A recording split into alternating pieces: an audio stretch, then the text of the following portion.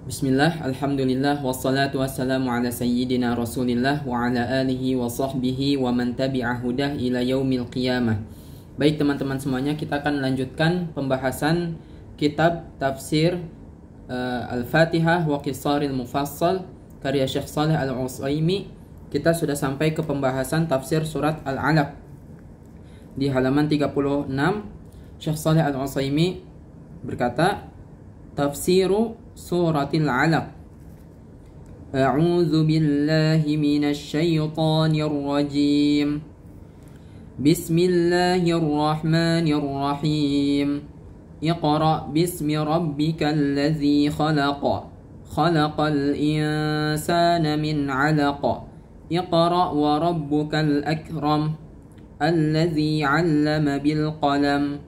علم الإنسان ما لم يعلم كلا إن الإنسان ليطغى أن رآه استغنى إن إلى ربك الرجعى أرأيت الذي ينهى عبدا إذا صلى أرأيت إن كان على الهدى أو أمر بالتقوى أرأيت إن كذب وتولى ألم يعلم بأن الله يرى كلا لئن لم ينته لنسفعا بالناصية ناصية كاذبة خاطئة فليدع ناديه سندع الزبانية كلا لا تطعه واسجد واقترب.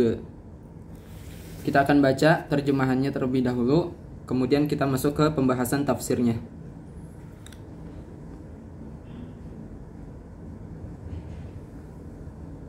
Iqra bismi rabbikal ladzi khalaq.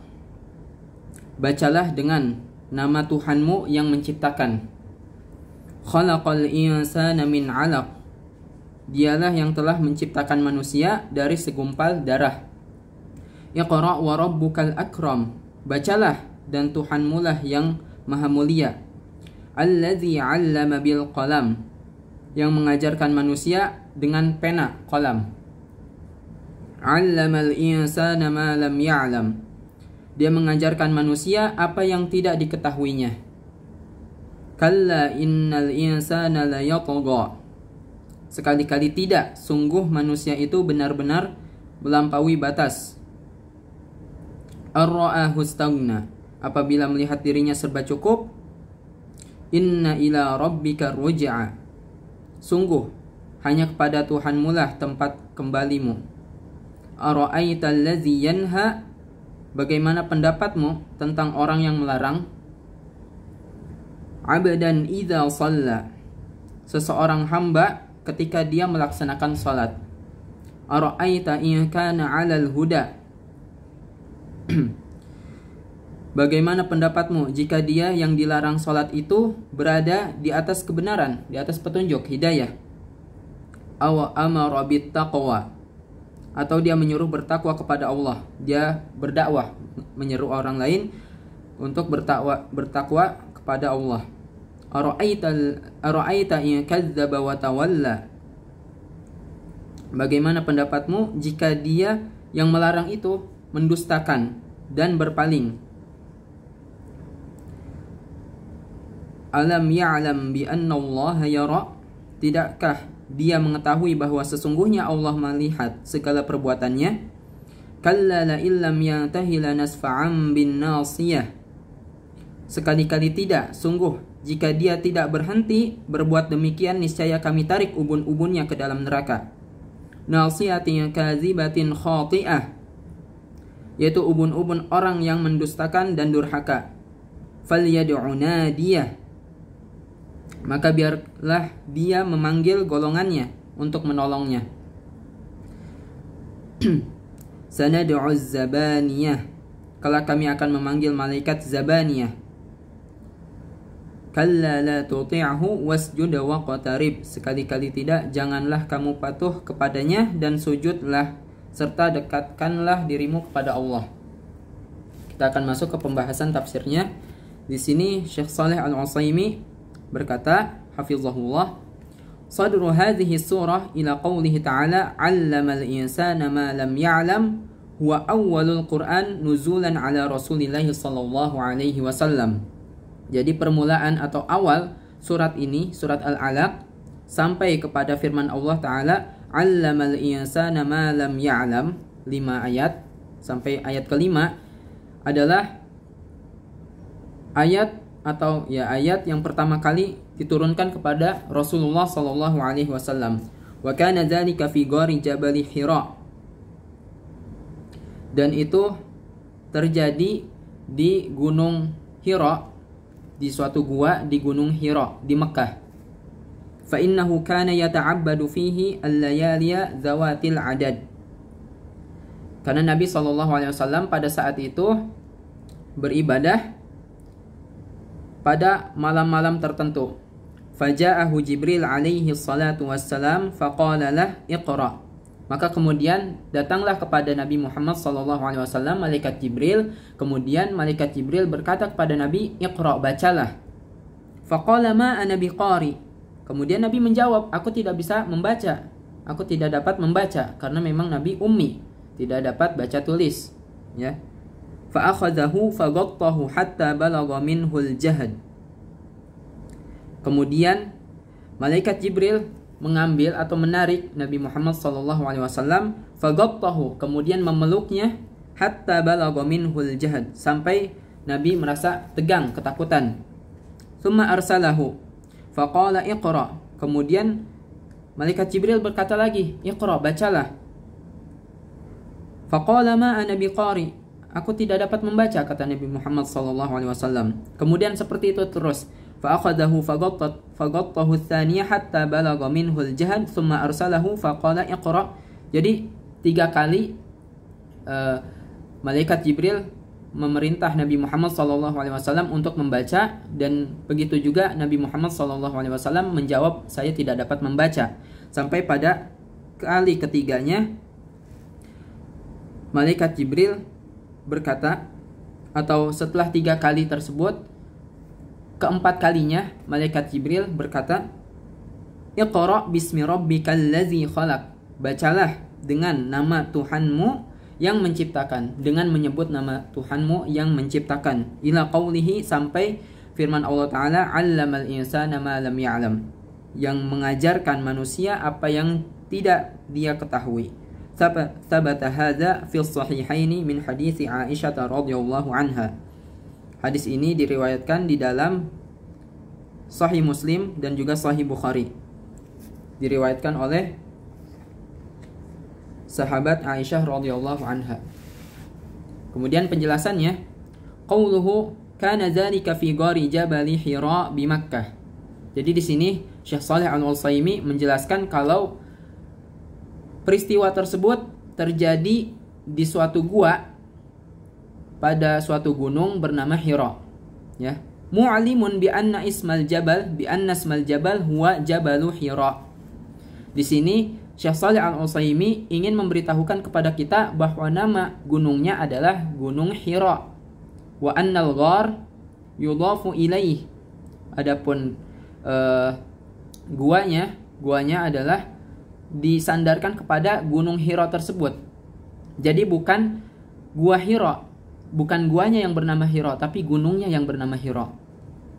Faqawluhum gharu Hira ala taqdiri mahdzufin fa asluhu gharu Jabal Hira. Jadi kalau seandainya ada yang mengatakan gua Hira, maksudnya adalah gua atau suatu gua di Gunung Hira, seperti itu maksudnya. Wa amma ja'alu ismil jabal Jabalan Nur wasmil ghari ghara Hira faghalatun mahdun. Adapun orang yang menjadikan nama gunungnya adalah Jabal Nur, Gunung Nur, dan guanya sebagai gua Hira, penamaan ini adalah salah, ya, tidak tepat. Fa inna Hira ismun lil jabal kulli. Karena Hira adalah nama untuk gunung itu secara keseluruhan, namanya Gunung Hira, bukan hanya guanya sendiri. Wa tasmiyatuhu bi Jabalin Nur tasmiyatun haditsah. Adapun penamaan Gunung Nur, Jabalun Nur, Ini penamaan baru, tidak ada asalnya. Wa ja'alul ghari makhsusan bismi Hira ahdatsu wa ahdath fahiya mimma ghalaba 'indal mutaakhirin wa kilahuma ghalat. Dan juga seperti itu penamaan goa dengan goa Hira.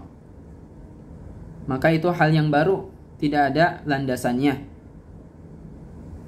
Mimma ghalaba 'indal mutaakhirin, dan penamaan ini termasuk yang sering atau masyhur di kalangan orang-orang sekarang modern. Jadi sebelumnya memang tidak ada penamaan seperti itu. Wakilahuma ghalab, dan keduanya salah, tidak tepat ya. Qala al-musannif waffaqahullah, penulis berkata, semoga Allah memberinya taufik, fa amarahu fi fatihatiha ay yaqra'a musta'inan billah. Jadi di permulaannya menyuruh Nabi Muhammad untuk membaca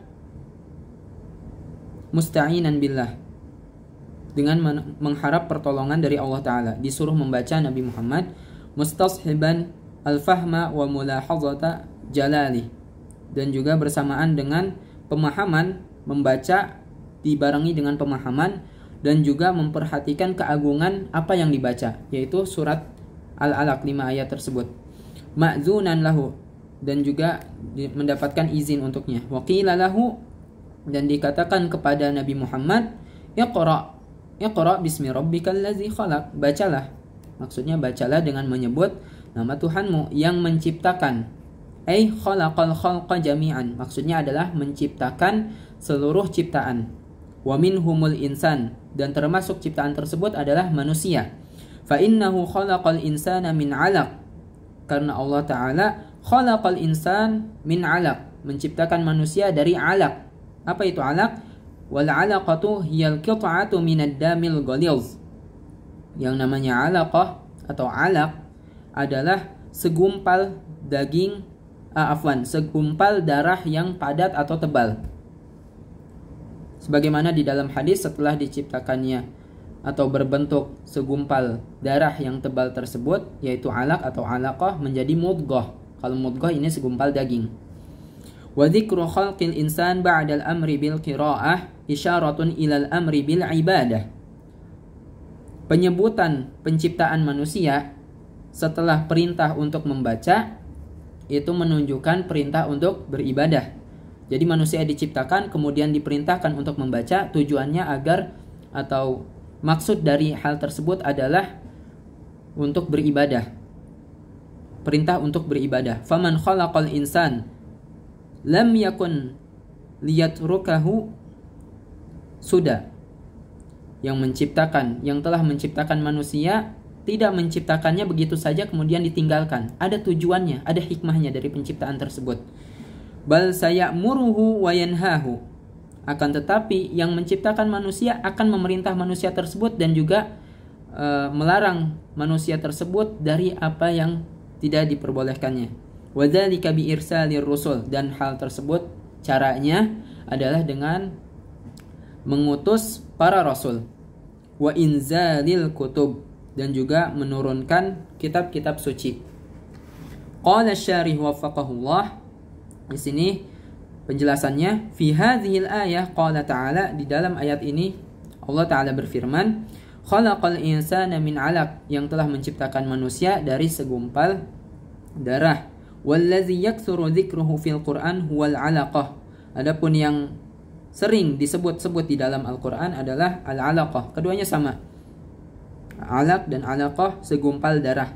Wal aslu fil insan annahu makhluqun min 'alaqah. Dan manusia itu asalnya diciptakan dari segumpal darah. Jadi mani, kemudian darah, setelah segumpal darah menjadi segumpal daging. Wa jumi'atil 'alaqah bi'atibari jinsil insan al-munasib lil imtinan 'alaihi fi suratil 'alaq. Dan dikumpulkan segumpal darah bi'atibari jinsil insan, sesuai dengan jenis manusia, al-munasib lil imtinan 'alaihi fi suratil 'alaq, yang sesuai dengan apa yang dikaruniai oleh Allah kepadanya di dalam surat Al-Alaq. Jadi jenis gumpalan darah yang sesuai dengan manusia, atau sesuai dengan manusia yang sesuai gitu. Fi suratil 'alaq, di dalam surat Al-Alaq. Fa inna fatihata suratil 'alaq, karena permulaan surat Al-'alaq hiya li izhari minnatillahi ala khalqihi. Karena permulaan surat Al-'alaq itu menjelaskan dan juga menunjukkan nikmat yang besar dari Allah Ta'ala untuk ciptaannya, ala khalqihi, untuk ciptaannya. Wal minnah, minnah artinya adalah an-ni'matul azimah, ya ni'matul azimah, nikmat yang agung atau yang besar, disebut minnah di dalam bahasa Arab. Kemudian qala al-musannif waffaqahullah, penulis berkata semoga Allah memberinya taufik. Tsumma qala iqra wa rabbukal akram. Allah Ta'ala berfirman, bacalah dan Tuhanmu yang maha mulia, sangat mulia. Al-muttasif bigoyatil karam. Allah itu disifati dengan kemuliaan yang sangat-sangat. Yang puncak kemuliaan itu disifati atau menjadi sifat bagi Allah Ta'ala. Wa min karamihi azza wa jal, dan salah satu bentuk kemuliaan Allah Ta'ala atau Allah Azza wa Jal, annahu huwallazi 'allama bil qalam, dialah Allah yang telah mengajarkan manusia dengan pena. 'Allamal insana ma lam ya'lam, mengajarkan manusia apa yang tidak dia ketahui.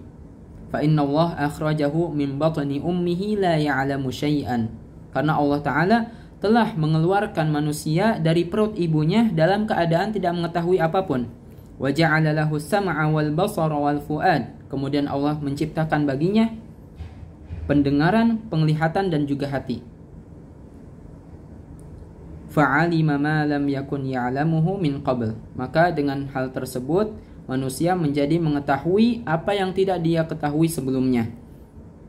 Wa min a'zami asbabi ilmihi ta'limuhu al-qalam, dan termasuk sebab yang paling besar manusia itu mengetahui ta'limuhul qalam, yaitu Allah mengajarkan dengan qalam, dengan pena, wa huwal khattu wal kitabah, yaitu tulisan.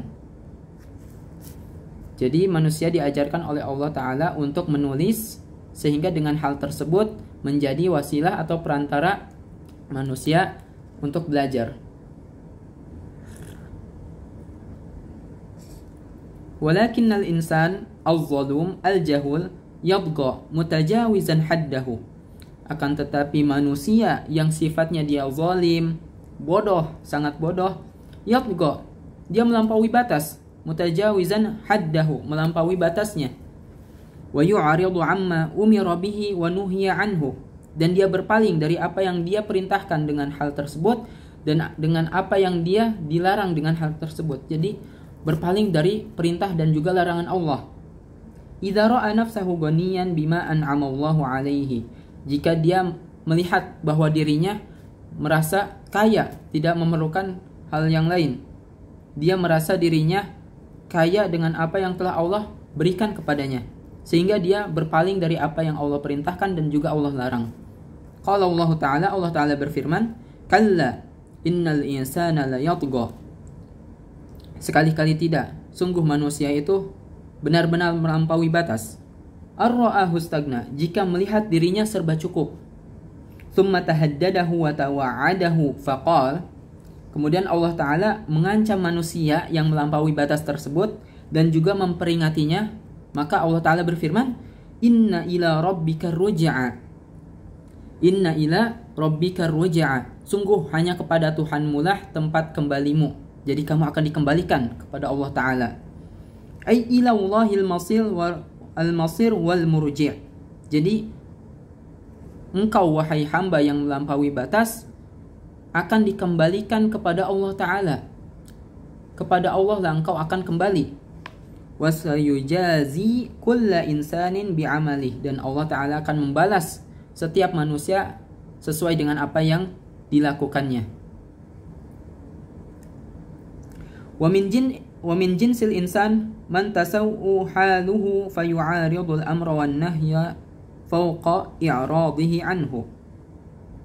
Dan dari manusia ada yang jenisnya dia keadaannya buruk, maka dia berpaling dari perintah dan juga larangan yang Allah Ta'ala berikan.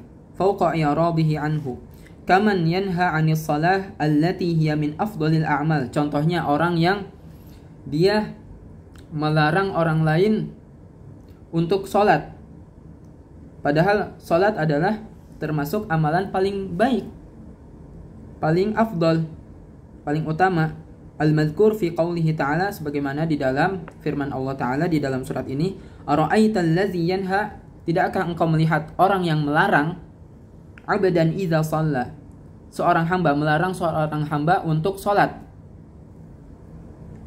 Fatawa'adahu Allah biqaulihi, maka Allah memperingatinya, mengancamnya dengan firman-Nya, ara'aita, tidakkah engkau melihat, ayyuhan nahi, wahai orang yang melarang orang lain untuk sholat, untuk melakukan kebajikan, in kana al-abdul musalli 'alal huda, jika seandainya orang yang sholat tersebut ternyata di atas petunjuk. Karena yang melarang ini tentu dia tidak mengetahui bahwa yang sholat ini di atas petunjuk, dia kafir, tidak mengimaninya. Au amara ghairahu bittaqwa, atau memerintah orang lain untuk bertakwa. Ayastaqimu ayyunha man hadza wasfuhu, apakah pantas orang yang sifatnya seperti ini, dia sholat kemudian juga memerintahkan orang lain untuk melakukan kebajikan, apakah pantas orang yang sifatnya seperti ini untuk engkau larang? Ara'aita a'jaba min tubyani hadzal nahi, apakah engkau pernah melihat sesuatu yang lebih ajib, sesuatu yang lebih aneh dari melampaui batasnya orang yang melarang orang lain sholat dan mengajak kebaikan ini? Jadi ini kisahnya Abu Lahab. Dia menolak atau melarang orang lain untuk sholat dan juga melarang orang lain untuk berdakwah, mengajak kepada kebaikan. Nanti di sini dijelaskan. Ara'aita in kadzdzaba an-nahi bil haqq. Ara'aita in kadzdzaba, di sini tidakkah engkau melihat, bagaimana pendapatmu maksudnya, jika dia yang melarang itu mendustakan, kadzdzaba, mendustakan, bil haq, an-nahi bil haq. Jadi yang melarang ini, bagaimana pendapatmu jika seandainya orang yang melarang ini ternyata dia mendustakan kebenaran? Wa tawalla fa'arada 'anil amri wan nahyi. Fatawalla, dan juga berpaling, fa'arada, maka dia menolak, 'anil amri wan nahyi, perintah dan juga larangan Allah. Alam ya'lam bi anna Allah yara, tidakkah dia mengetahui bahwa Allah itu Maha melihat, amalahu, segala amalannya, fahuwa muttali'un 'alaihi muhitun bihi, maka sesungguhnya Allah itu melihat orang tersebut, muhitun bihi, dan ilmunya mencakupi orang tersebut. Allah Maha mengetahui orang tersebut. Afala yakhafullah wa yakhsha 'iqab, afala yakhafullaha wa yakhsha 'iqabahu, tidaklah atau tidakkah orang tersebut takut kepada Allah dan juga takut akan hukumannya? Wala in lam yanzajir bil wa'id falyasa'hu at-tahdid in istamarra 'ala halihi. Dan jika seandainya hal tersebut tidak dapat mencegahnya, ya, peringatan tersebut tidak dapat mencegahnya, mencegah orang yang melarang tersebut, orang yang melarang orang lain untuk salat, fal yasa'hu tahdid, maka ancamannya menjadi luas, in istamarra 'ala halihi, jika orang tersebut terus-terusan di atas keadaannya, dia melarang orang lain untuk melakukan kebaikan dan juga melarang orang lain untuk mengajak orang lain melakukan kebajikan. Kalla la illam yantahi lanasfa'an bin nasiyah.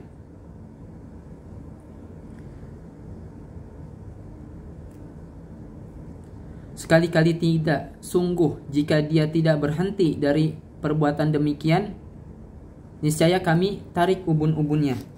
Amma yaqulu wa yaf'al, jika dia tidak berhenti dari apa yang dia katakan dan juga dia lakukan, lanasfa'an bin nasiyah, kami akan tarik ubun-ubunnya.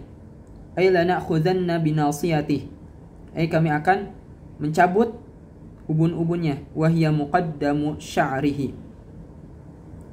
An-nasiyah adalah muqaddamu sya'ri, ujung rambut, yaitu ubun-ubun. Akhzan anifan, dengan mencabut dengan cabutan yang sangat kasar. Fasaf'u al-qabd. Jadi la nasfa'am bin nasiyah, nasfa'a di sini dari kata as-saf'. As-saf' artinya al-qabdus syadid. Al-qabdus syadid bijazbin, adalah jambakan yang sangat kuat dengan tarikan, dijambak kemudian ditarik, itu namanya as-saf'. La nasfa'am bin nasiyah, kami akan tarik ubun-ubunnya, cabut ubun-ubunnya, seperti itu. Wastahaqqathu nasiyatuhu liittisafiha biwasfain huma al-madhkurani fi qawlihi ta'ala nasiyatin kadhibatin khati'ah fahiya kadhibatun fi qawliha khati'atun fi fi'liha. Dan itu disebabkan atas apa yang dia lakukan, yaitu kadhibatun fi qawliha, perkataannya itu dusta, dia mendustai perintah dan juga larangan Allah. Khati'atun fi fi'liha, dan dia salah di dalam perbuatannya. Falyad'u hadzal athim nadiyah, maka orang ini yang dia melarang orang lain untuk sholat dan juga melakukan kebaikan, falyad'u nadiyah, panggillah teman-temannya, ya, kelompoknya, wahum ahlu majlisihi, temannya.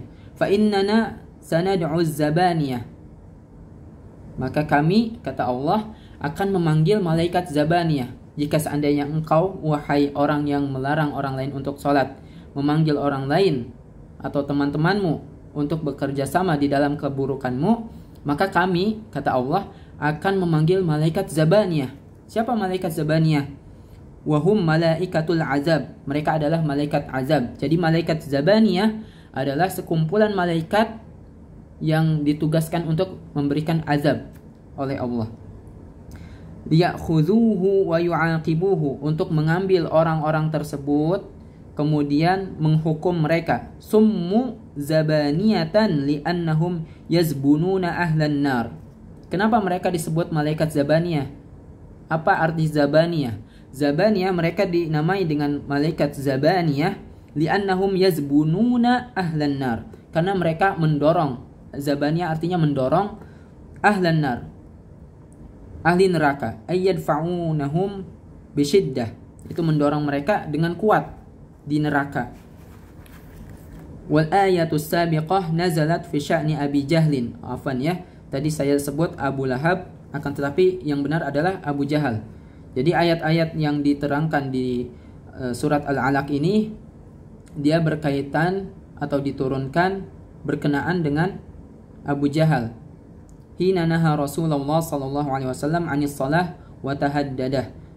Ketika Abu Jahal melarang Rasulullah sallallahu alaihi wasallam untuk salat dan juga mengancam Nabi Muhammad. Rawahu Tirmizi atau rawat Tirmizi wan Nasa'i fi Sunanil Kubra bi isnadin sahih an Ibnu Abbas. Dan ini ceritanya diriwayatkan Imam At-Tirmizi dan juga An-Nasa'i di dalam kitabnya As-Sunanul Kubra dengan sanad yang sahih dari Ibnu Abbas radhiyallahu anhuma. Dia berkata, kana Rasulullah sallallahu alaihi wasallam yusalli 'indal maqam. Nabi sallallahu alaihi wasallam suatu saat beliau salat di maqam Ibrahim mungkin maksudnya. Famarra bihi Abu Jahlin ibn Hisham, maka Abu Jahal bin Hisham dia melewati Rasulullah. Faqala ya Muhammad, maka dia berkata, Abu Jahal ini, wahai Muhammad, alam anhaka an hadza, tidakkah engkau ketahui bahwa aku telah melarangmu untuk melakukan ini, maksudnya salat. Wa tawa'adahu, kemudian mengancam atau memperingati. Abu Jahal ini memperingati Nabi untuk tidak salat. Fa'aghlazallahu Rasulullah sallallahu alaihi wasallam wantaharah. Kemudian Abu Jahal berlaku keras kepada Nabi Muhammad, wantaharah, dan juga menghardik, membentak Nabi Muhammad sallallahu alaihi wasallam. Faqala ya Muhammad, dia berkata, Abu Jahal berkata, wahai Muhammad, bi ayyi syai'in tuhaddiduni. Oh, jadi yang tadi perkataannya Abu Jahal dan yang ini Nabi Muhammad. Kemudian Abu Jahal berkata, kepada Nabi Muhammad, wahai Muhammad, dengan apa engkau akan mengancamku? Ya. Kalau seandainya kamu tidak mau menuruti perintahku, kata Abu Jahal. Amma wallahi inni la aktsaru hadzal wadi nadiyan. Kata Abu Jahal, demi Allah aku di lembah ini, maksudnya di Mekah, adalah orang yang paling berpengaruh. Aktsaru hadzal wadi nadiyan.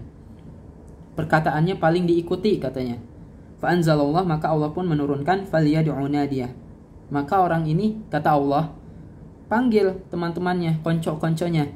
Katanya paling berpengaruh, panggil. Sanad'u zabaniyah. Kami, kata Allah, akan memanggil malaikat zabaniyah. Wa qala Ibnu Abbas radhiyallahu anhuma, kemudian Ibnu Abbas radhiyallahu anhuma berkata, "Lau da'a nadiyahu la akhadhathu malaikatul azab." Seandainya Abu Jahal ini memanggil teman-temannya, maka la akhadhathu malaikatul azab min sa'atih. Pada saat itu malaikat azab akan menyiksa mereka. Wa asluhu fil Bukhari mukhtasaran. Dan ini juga diriwayatkan di dalam Sahih Bukhari, akan tetapi di sini dibawa secara ringkas saja. Aslinya di dalam Sahih Bukhari diriwayatkan dengan riwayat yang panjang atau hadis yang panjang. Walamma faragha min wa'idin nahi wa tahdidihi atba'ahu bi amril manhi wa huwa al-'abdul musalli. Ketika telah selesai menjelaskan tentang azab orang yang melarang Nabi Muhammad untuk sholat, maksudnya Abu Jahal, dan juga ancamannya, atba'ahu bi amril manhi, kemudian Allah Ta'ala menjelaskan al-abdul musalli, mengenai orang yang dilarang tersebut, yaitu hamba yang sholat, maksudnya Nabi. Allah yuti'a nahiyahu, hendaknya Nabi atau orang yang sholat tersebut, ya Nabi maksudnya, untuk tidak mengikuti larangannya Abu Jahal. Faqala, maka Allah Ta'ala berfirman, kalla la tuti'hu, sekali-kali jangan engkau taati dia, jangan ikuti perintahnya. Fi manahaka anhu, atas apa yang dia larang kepadamu. Summa amarahu bima fihi falahuhu faqala, kemudian Allah Ta'ala memerintah Nabi Muhammad bima fihi falahuhu, dengan sesuatu yang dengan sesuatu tersebut menjadi keuntungan bagi Nabi Muhammad. Faqala, maka Allah Ta'ala memerintahkan, wasjud, dan sujudlah, li rabbika, kepada Tuhanmu, waqtarib, dan mendekatlah, minhu bis salah, mendekatlah kepada Allah, mendekati dirilah kepada Allah dengan salat. Fa innal 'abda aqrabu ma yakunu min rabbih wa huwa sajid, karena hamba itu keadaan terdekatnya kepada Rabbnya, kepada Tuhannya adalah ketika dia sujud. Fa fi sahihi Muslimin, maka di dalam Sahih Muslim dijelaskan dari Abu Hurairah radhiyallahu anhu, anna Rasulullah sallallahu alaihi wasallam qala, bahwasanya Rasulullah sallallahu alaihi wasallam bersabda, aqrabu ma yakunul 'abdu min rabbih wa huwa sajid, keadaan yang paling dekat seorang hamba kepada Rabbnya adalah ketika dia sujud. Fa aktsirud du'a, maka perbanyaklah doa pada sujud. Fa aktsirud du'a fi sujud, maksudnya, maka perbanyaklah doa di dalam sujud. Dan doa di dalam sujud ini, kata sebagian ulama, jika berkenaan dengan duniawi itu dapat membatalkan. Jadi hendaknya berkenaan dengan ukhrawi, hal-hal berkaitan dengan akhirat. Kalau mengenai dunia bisa kita berdoa di dalam hati, misalkan ketika sujud, ya. Adapun mengenai akhirat, hendaknya kita berdoa mengenai akhirat di dalam sujud. Kalau mau berdoa mengenai duniawi, itu bisa di luar sujud, seperti itu. Jadi ada beda pendapat mengenai doa di dalam sujud, apakah boleh mengenai hal-hal duniawi atau hanya cukup mengenai akhirat saja, seperti itu. Sekian, semoga bermanfaat. Apa yang kurang jelas bisa ditanyakan. Allahumma salli wa sallim wa barik ala sayyidina Muhammad. Subhanakallahumma wa bihamdik, asyhadu an la ilaha illa anta, astaghfiruka wa atubu ilaik. Assalamualaikum warahmatullahi wabarakatuh.